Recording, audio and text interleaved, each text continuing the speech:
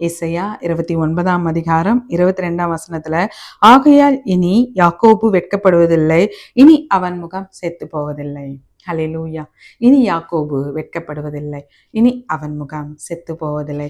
எப்பொழுதும் அந்த நிகழ்ச்சியை பார்த்துக்கிட்டு இருக்க நீங்க ஆண்டவரை நம்பி, ஆண்டவரை மாத்திரமே நோக்கி பார்த்து, ஆண்டவர் மாத்திரமே விசுவாசித்து இருந்தீங்கன்னு சொன்னா உங்க முகங்கள் வெட்கப்பட்டு போனதில்லை. இப்பொழுதும் வேதத்துல இருந்து நாம ஒரு சிலரை நம்ம தியானிப்போம். அவங்க பாருங்க, சுத்தி இருக்கவங்க அவங்கள வெட்கப்படுத்துறாங்க.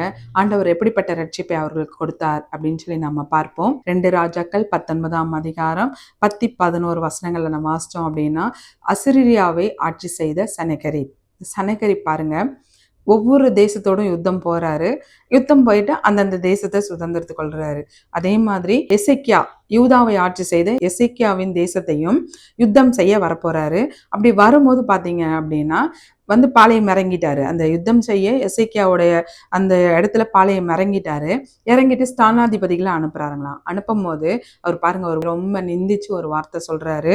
2 ராஜாக்கள் 19 நீங்கள் யூதாவின் ராஜாவாகிய எசேக்கியாவுக்கு சொல்ல வேண்டியது என்னவென்றால், எருசலேம் அசிரியா ராஜாவின் கையில் ஒப்புக்கொடுக்கப்படுவதில்லை என்று நீ நம்பி இருக்க உன் தேவன் உன்னை எத்த ஓட்டாதே. எசேக்கியா ராஜாவுக்கு சொல்லி அனுப்புறாரு, நீ நம்பி இருக்கிற தேவன் உன்னை ஏமாற்றுவார் அப்படின்னு சொல்றாரு. 11 பாருங்க, இதோ அசிரிய ராஜாக்கள் சகல தேசங்களையும் சங்கரித்த செய்தியை நீ கேட்டிருக்கிறாயோ, நீ தப்புவாயோ.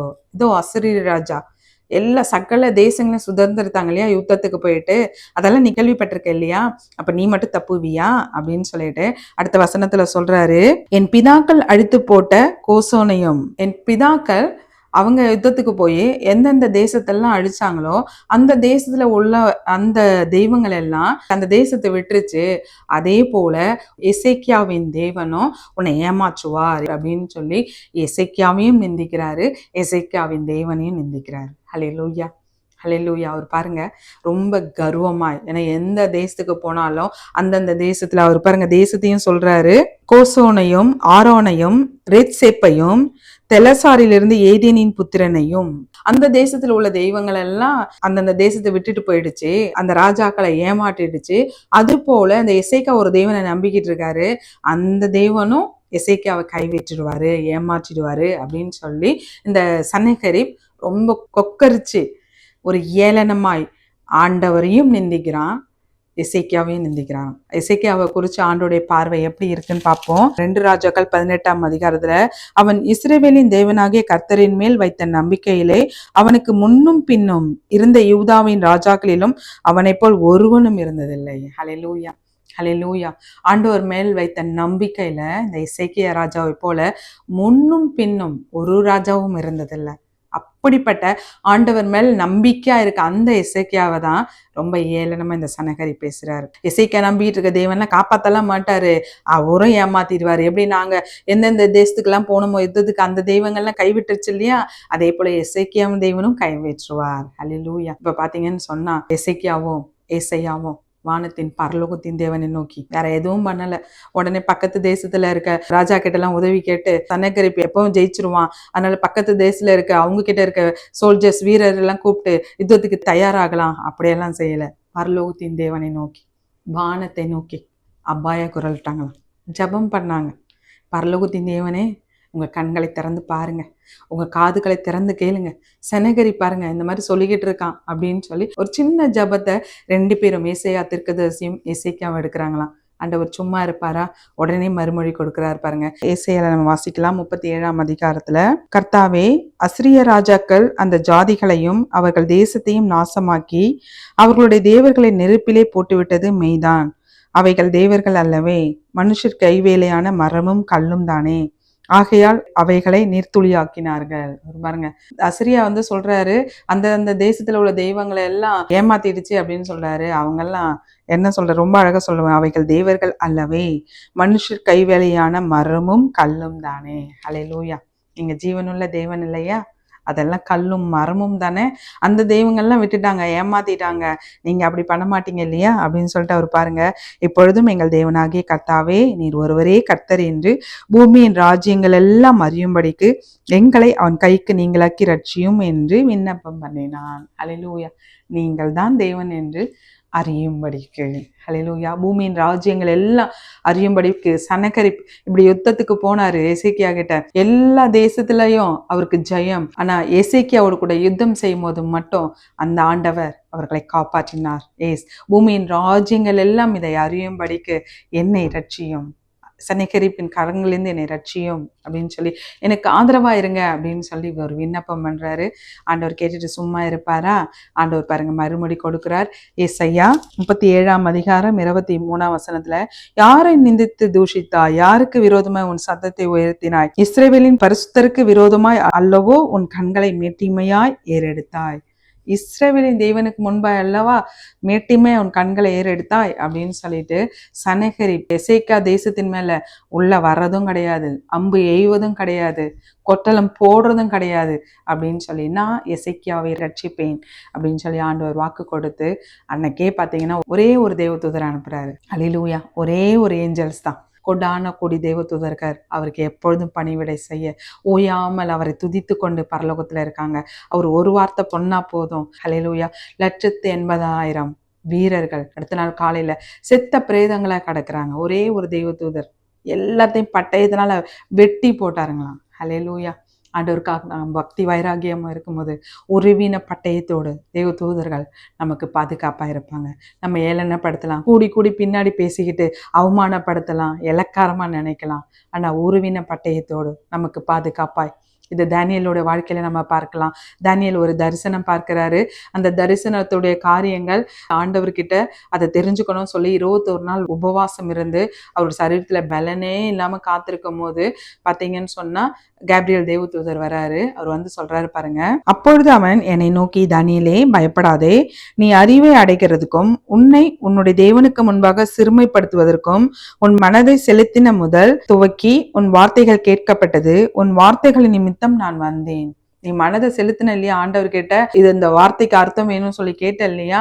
அது சொல்றதுக்காக நான் வந்தேன். ஆண்டவர் உடனே நீ போய் இதை சொல்லு தானியேலுக்குன்னு சொல்லி அனுப்பிச்சிட்டாரு. நான் வந்தேன். ஆனா என்ன நடக்குதுங்களா பாருங்க. தானியேல் 10:13 பெர்சிய ராஜ்யத்தின் அதிபதி 21 நாள் மட்டும் என்னோடு எதிர்த்து நின்றான். ஹல்லேலூயா. வான மண்டலத்துல பொல்லாத ஆவிகள் இந்த கேப்ரியல் தேவதூதரை தானியேலுக்கு வேண்டிய பதிலை சொல்ல முடியாதபடிக்கு எதிர்த்து நிற்குதுங்களாம். ஹல்லேலூயா. தானியேல் ஆண்டவர்கிட்ட இருந்து பதில் வரலன்னு பாருங்க, ரொம்ப சோர்ந்து போயிருப்பாரு, ரொம்ப பலனற்று போயிட்டார். 21 நாள் உபவாசம் இருக்காரு, ரொம்ப சரீரத்துல பலனே இல்லாம இருக்காரு. அப்பதான் இந்த தேவதூதர் வந்து தேற்றாரு பாருங்க. ஹல்லேலூயா. ஒரு தேவதூதர் போதும். ஹல்லேலூயா. அவர் சொல்றாரு பாருங்க, எதிர்த்து நின்றான். ஆனாலும் பிரதான அதிபதிகள் ஒருவனாகிய மிகாவேல் எனக்கு உதவியாக வந்தான். ஆதலால் நான் அங்கே பெர்சியாவின் ராஜாக்கள் இடத்தில் தரித்திருந்தேன். ஹல்லேலூயா. பெர்சிய ராஜ்யத்தின் அதிபதி என்னை தடுத்துட்டான், வானமண்டலத்துல பொல்லாதாவி என்னை தடுத்துட்டான். ஆனாலும் ஆண்டவர் மிகாவேலை திரும்பவுமாய் அனுப்பினார். இன்னொரு தேவதூதர் மிகாவேல் இருக்கார் இல்லையா, அவர் வந்து அவர் யுத்தம் பண்ணி எனக்கு தானியேல் கிட்ட செய்தியை சொல்லிட்டு நான் திரும்ப போக போறேன், இதுக்கப்புறம் இன்னொரு அதிபதி வருவான் அப்படின்னு சொல்லி ஆலோசனைகள் என்ன நடக்குது அப்படின்னு சொல்லி தானியேலுக்கு தேவதூதர்கள் சொன்னார்களாம். ஹல்லேலூயா. நம்மை நிந்தனைகள் இருந்து அவமானங்கள் இருந்து நம்மை விடுவிக்கிற ஆண்டவர் ஒரே ஒரு தேவதூதர். அவர் மேல மட்டும் நாம் நம்பிக்கை வைக்கும் போது ஒரே ஒரு தேவதூதர். அன்னைக்கு எசேக்கியேலுக்கு ஒரே ஒரு தேவதூதர் தான். 180,000 வீரர்கள் மடிந்து போனாங்க. ஹல்லேலூயா. ஹல்லேலூயா. அந்த சனகரிப் கர்ஜித்து முழக்கமிட்டு எசேக்கியாவையும் ஆண்டவரையும் ஏளனமாய் பேசின சனகரிப் செத்த முகமாய் அவர் சொந்த தேசத்துல போயிட்டு அவருடைய தேவனாகிய அவருடைய கோவில்ல அவர் பணிந்து கொள்ளும் போது தன் சொந்த குமாரனாலே பட்டயத்தால வெட்டி கொல்லப்பட்டார். ஹல்லேலூயா. தன் சொந்த தெய்வம் அந்த தெய்வத்தை வணங்கும் போது வெட்டி கொல்லப்பட்டாருங்க. ஹல்லேலூயா. நம்முடைய ஆண்டவர் ஹல்லேலூயா வெட்கத்திற்கு பதிலாக பலன் கொடுக்கிற ஆண்டவர். வெட்கப்படுத்தின சனகரிப்புக்கு முன்பாக அந்த எசேக்கியேலை ரட்சித்த ஆண்டவர் நம்மோடு கூட இருக்காரு. ஹல்லேலூயா. இன்னொருத்தருடைய வாழ்க்கையிலையும் நம்ம பார்ப்போம், அவர் எப்படி அவமானப்பட்டார் அப்படின்னு சொல்லி.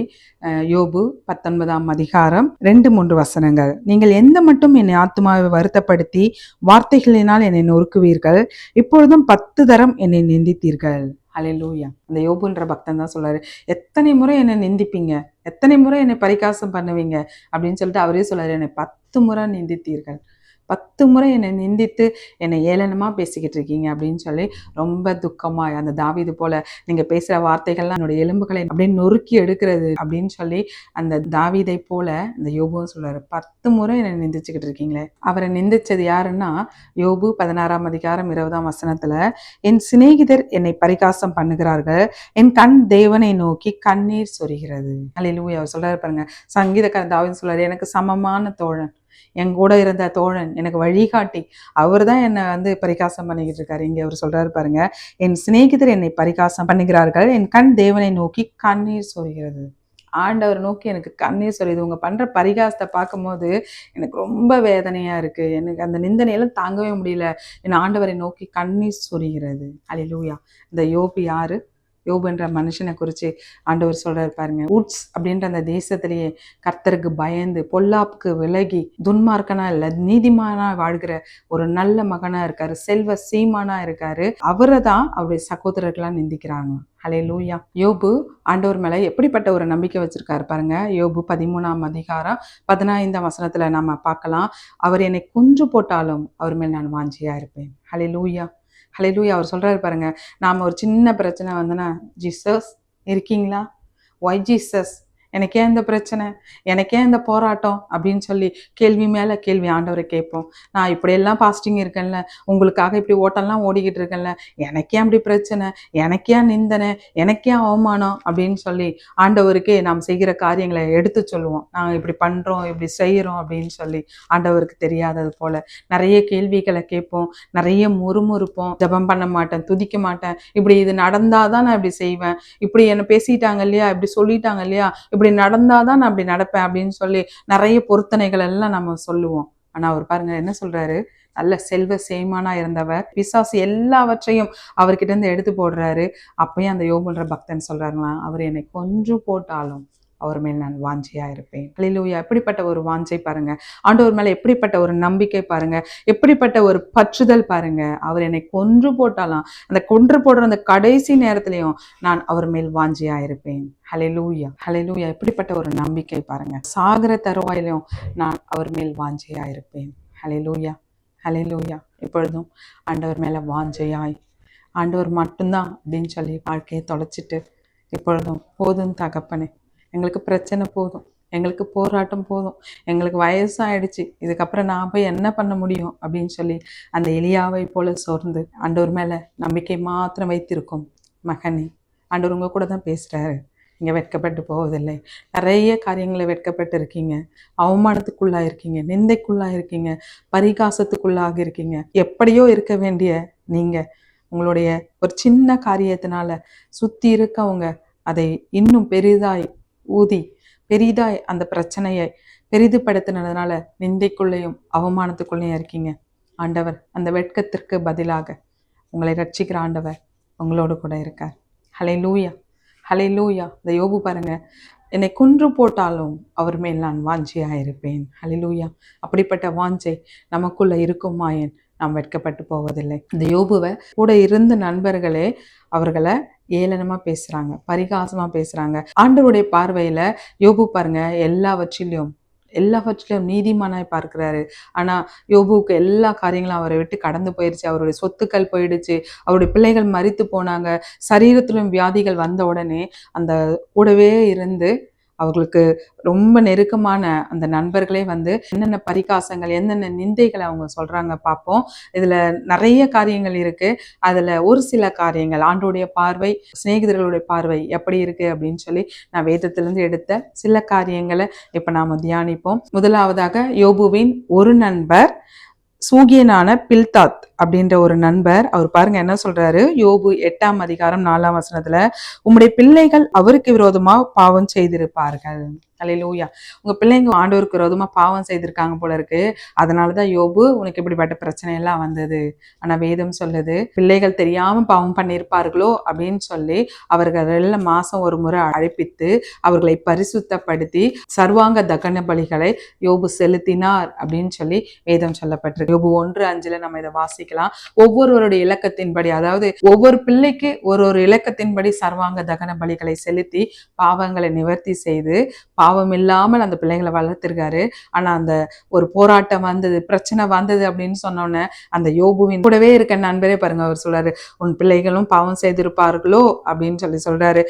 ஒரு நண்பர் பாருங்க யோபுவை குறித்து என்ன சொல்றாரு, நாகமத்தியனாகிய சோப்பார் அவர் பாருங்க சொல்றாரு, யோபு 11ஆம் அதிகாரம் 6ஆம் வசனத்துல, உம்முடைய அக்கிரமத்திற்கேற்றபடி தேவன் உம்மை தண்டிக்கவில்லை என்று அறிந்து கொள்ளும். உம்முடைய கையில் அக்கிரமம் இருந்தால் அதை தூரத்தில் அகற்றிவிட்டு அநியாயம் உம்முடைய கூடாரங்களில் வாசமா இருக்க ஒட்டாதிரும். ஹல்லேலூயா, ஹல்லேலூயா. உம்முடைய கரங்கள்ல அக்கிரமம் பெருகி இருக்கு யோபு, அதனால அந்த என்ன பண்ணு, அந்த அக்கிரமத்தை எல்லாம் உன்னுடைய கூடாரத்துல வராதபடிக்கு அதெல்லாம் தூர எரிஞ்சிரு அப்படின்னு சொல்லி அந்த யோபுவை குறித்து ஒரு சகோதர நிந்தையாய் பரிகாசமாய் சொல்றாரு. ஆனா ஆண்டவர் பாருங்க, யோபு நீதிமான், பாவத்துக்கு விலகி இருக்க நீதிமான், தேவனுக்கு பயந்து இருக்கிறவன். பிசாசு கிட்ட பேசும்போது ஆண்டவர் சொல்றாரு, எனக்கு பயந்து இருக்கிற ஒரு மனுஷன், பாவத்துக்கு விலகி இருக்கிற நீதிமான், அவன் மேல் கவனம் வைத்தாயோ. ஆண்டவர் பார்க்கிற பார்வை வேறு.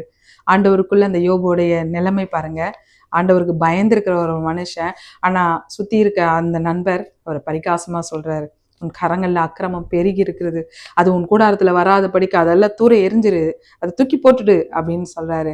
இன்னும் ஒருத்தர் பாருங்க என்ன சொல்றாரு, யோபு 15:4, நீர் பயபக்தியை வீண் என்று சொல்லி தேவனுக்கு முன்பாக ஜெப தியானத்தை குறைய பண்ணுகிறீர். நீ பயபக்தி வீணு அப்படின்னு சொல்லி ஆண்டவர்கிட்ட ஜபம் பண்றத நீ குறைய பண்ணுகிறீர். 25 அவன் தேவனுக்கு விரோதமாக கை நீட்டி சர்வ வல்லவருக்கு விரோதமாக பராக்கிரமம் பாராட்டுகிறான். ஹல்லேலூயா. நீ ஜப தியானத்தை குறைய பண்ணிட்ட, ஜபத்தை விட்டு ரொம்ப தள்ளி போயிட்ட. அது மட்டும் இல்லாம தேவன் உன்னதமானவருக்கு விரோதமாக உன் கரத்தை நீட்டி உன் பராக்கிரமத்தை அவருக்கு முன்பாக காமிச்சிட்ட. அதனாலதான் உனக்கு எப்படிப்பட்ட பிரச்சனை எல்லாம். ஹல்லேலூயா. யோபு 1:22 அவர் பாருங்க, கர்த்தர் கொடுத்தார், கர்த்தர் எடுத்தார், எல்லா காரியங்களையும் அவர் உதட்டளவுலையும் பாவம் செய்யலையா. இதெல்லாம் கர்த்தர் கொடுத்தது, என்னுடைய பலத்தினால நான் சம்பாரிச்சது கிடையாது. இதை சம்பாதிக்கிறதுக்கு பலன் கொடுத்தது கர்த்தர் தான். கர்த்தர் கொடுத்தார், கர்த்தர் எடுத்தார். கர்த்தருடைய நாமத்துக்கு ஸ்தோத்திரம். உதட்டளவுலையும் பாவம் செய்யலையா. ஹல்லேலூயா, ஹல்லேலூயா. உலக மனுஷர்கள் இப்படிதான் ஏளனமா பேசணும்னா இல்லாத ஒன்னதான் சொல்லுவாங்க. யோபு கிட்ட இல்லாத ஒன்னதான், யோபு நொந்து போயிருக்காரு, கெட்டு போயிருக்காரு அப்படின்னு சொல்லும் போது உடனே இல்லாத ஒன்ன கிரியேட் பண்ணி, ஆண்டவர் பார்த்த பார்வை வேற, யோபுக்குள்ள இருந்த காரியங்கள் வேறு, ஆனா இவங்க சொல்றதெல்லாம் வேறு. ஹல்லேலூயா. இப்ப இவங்க எல்லாம் இப்படி பேசிக்கிட்டு இருக்க நிந்தையை ஆண்டவர் பார்க்காம இருப்பாரா? ஆண்டவர் கேட்காம இருப்பாரா? உன் நிந்தனையை கர்த்தராகி நான் கேட்டேன் அப்படின்னு சொல்லி எசேக்கியேல ப்ராமிஸ் பண்ண ஆண்டவர் இல்லையா? இந்த யோபுவை, இந்த கூட இருக்க ஃப்ரெண்ட்ஸ் எல்லாம் இப்படி நிந்திச்சு பரிகாசம் பண்ணிக்கிட்டு இருக்கும் போது ஆண்டவர் யோபுவோட ஒரு நண்பர்கிட்ட சொல்றாரு, நீங்க யோபுவை போல நிதானமா இல்லை, பொறுமையா இல்லை, வாய்க்கு வந்ததெல்லாம் பேசிட்டீங்க. நீங்க யோபு கிட்ட போய் சொல்லுங்க, உங்களுக்காக ஜபங்கள், சர்வாங்க தகன பலிகளை ஏறெடுக்க சொல்லுங்க. யோபுவின் முகத்துக்காக நான் உங்களை ஆசீர்வதிப்பேன். ஹல்லேலூயா, ஹல்லேலூயா. உன் கரங்கள்ல அக்கிரமம் இருக்கு, நீ பயபக்தியா இல்லாம இருக்க, உன் பிள்ளைங்க பாவம் செய்திருக்காங்கன்னு சொல்லி யோபுவின் பிள்ளைங்களையும் நிந்தித்தாங்க யோபுவோட நண்பர்கள். ஆனா ஆண்டவர் சொல்றாரு பாருங்க, யோபுவின் முகத்துக்காக, ஹல்லேலூயா, வெட்கத்திற்கு பதிலாக இரட்டத்தனைய பலன் கொடுக்கிற ஆண்டவர் நம்முடைய ஆண்டவர். யோபுவின் முகத்துக்காக நான் உங்களுக்கு அனுகிரகம் பாராட்டுவேன், உங்க பாவங்களை எல்லாம் மன்னிப்பேன் அப்படின்னு சொல்லி ஆண்டவர் சொல்றாரு. யோபு அதே போல சர்வாங்க தகன பலிகளை செலுத்தி இந்த சிநேகிதற்காக ஜபம் பண்ணும் போது ஆண்டவர் யோபுவின் சிறையிருப்பை மற்றும் மாற்றுறது இல்லாம முன்னிலைமையை பார்க்கலாம் பின்னிலைமை இரட்டிப்பாய் ஆசீர்வதித்த ஆண்டவர். ஹல்லேலூயா, ஹல்லேலூயா. உங்க நிந்தனைகளை கேட்கிறேன், உங்க பரிகாசங்கள் நான் பார்த்துக்கிட்டு இருக்கேன். இனி யாக்கோபு வெட்கப்படுவதில்லை, அவன் முகம் செத்து போவதில்லை அப்படின்னு சொல்லி நமக்கு வாக்கு கொடுக்கிற ஆண்டவர். ஹல்லேலூயா, ஹல்லேலூயா. அந்த எசேக்கியாவை போல நிந்தையிலையும் பரிகாசத்துல இருக்கீங்களா?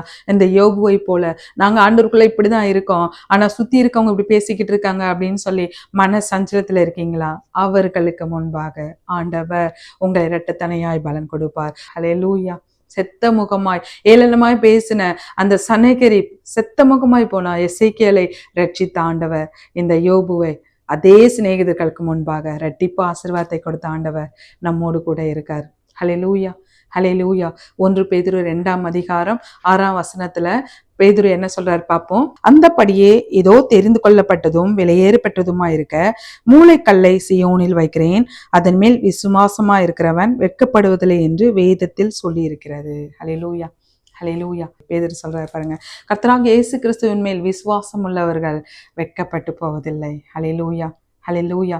எல்லாம் மூளைக்கல்லாய் தள்ளின அந்த இயேசு கிறிஸ்துவின் மேல் நீங்கள் விசுவாசம் உள்ளவர்களா இருக்கும்போது நீங்க வெட்கப்பட்டு போவதில்லை. ஹல்லேலூயா.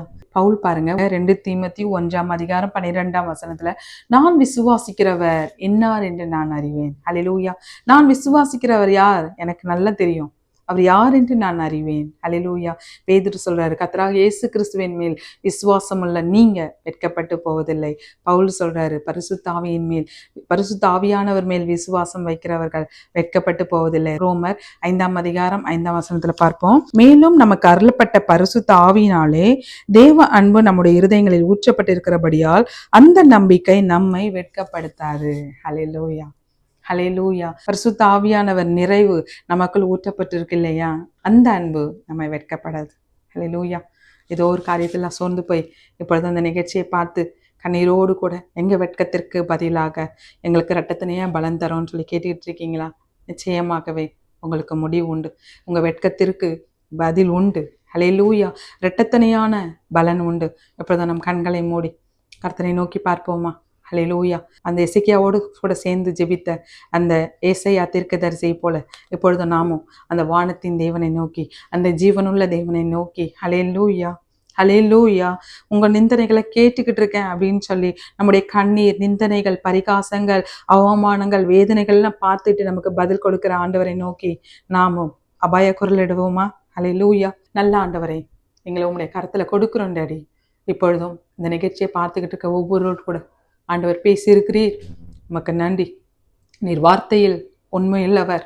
அன்னைக்கு சனிகரிப் ஜீவனுள்ள தேவனை நிந்தித்த போது யுத்தத்தை பார்ப்பதில்லைன்னு சொல்லி எசேக்கியாவுக்கு ஏசம்மா அம்பு அந்த தேசத்துல வர்றதில்லைன்னு சொல்லி எசேக்கியாவுக்கு வாக்கு கொடுத்து அதை அப்படியே ஒரு தேவ தூதரை அனுப்பி யுத்தத்தையே எசேக்கியா பார்க்க வைக்காமல் ஸ்டாடி ஜெயம் கொடுத்த ஆண்டவர் நீர் எங்களோடு கூட இருக்கிறீர். இப்பொழுதும் அநேக காரியங்களை வெட்கப்பட்டு இந்த நிகழ்ச்சியை பார்த்து என்னோடு கூட ஜெபித்துக்கிட்டு இருக்க ஒவ்வொருவரும் உடைய கரத்துல கொடுக்குறோம் டாடி. எசேக்கியாவுக்கு செய்த ஆண்டவர், ஹல்லேலூயா, ஹல்லேலூயா. யோபுவுக்கு செய்த ஆண்டவர், ஹல்லேலூயா, ஹல்லேலூயா. எங்களுக்கும் செய்வீராக. எங்களுடைய வெட்கத்திற்கு பதிலாக இரட்டத்தனையாய் பலன் கொடுப்பீராக. நாங்களும் டாடி கர்த்தராகிய இயேசு கிறிஸ்துவை அந்த பேதுரு சொன்னதை போல கர்த்தராகிய இயேசு கிறிஸ்துவை நாங்கள் விசுவாசிக்கிறோம். பரிசுத்த ஆவியின் சந்தோஷம் எங்களுக்குள் நிறைவாய் ஊற்றப்பட்டிருக்கிறே அப்பா, நாங்கள் விசுவாசிக்கிறோம். பரிசுத்த ஆவியானவரை நாங்கள் விசுவாசிக்கிறோம். ஆவியானவர் எங்களை நடத்துவீராக. ஹல்லேலூயா, ஹல்லேலூயா, ஹல்லேலூயா. எங்களை தாழ்த்தி வெறுமையாக்குகிறோம். இப்பொழுது நிகழ்ச்சியை பார்த்துக்கிட்டு இருக்க ஒவ்வொருவரையும் உம்முடைய கரத்துல கொடுத்து ஆசீர்வதிக்கிறேன் டாடி. உம்முடைய தயவுள்ள கரம், ஹல்லேலூயா. யோபுவை இரட்டிப்பு ஆசீர்வாதத்தினால் நிரப்பப்பட்ட உம்முடைய கரம் ஒவ்வொருவரையும் நிரப்புவீராக, ஆசீர்வாதத்தினால் நிரப்புவீராக. இவருடைய கண்ணீர், அவமானங்கள் மாறி போகட்டும், நிந்தைகள், பரிகாசங்கள் மாறி போகட்டும். இயேசுவின் நாமத்தினால, இயேசுவின் ரத்தத்தினால இவர்கள் ஜெயத்தை சுதந்திரத்து கொள்ள, இரட்டிப்பு ஆசீர்வாதங்களை சுதந்திரத்து கொள்ள இயேசுவின் நாமத்தினால நான் ஆசீர்வதிக்கிறேன். இயேசுவின் நாமத்தினால. ஆமென், ஆமென், ஆமென். அன்பிற்குரியவர்களே, எங்களோடு நீங்கள் தொடர்பு கொள்ள வேண்டிய எங்கள் முகவரி பாஸ்டர் கேத்ரின் ரகுபதி, ஃபூச்சோ building, 21 Tyrite Row, 06/07, Singapore 207530. For prayer request in Singapore number 6589872057. For India number 074180718556.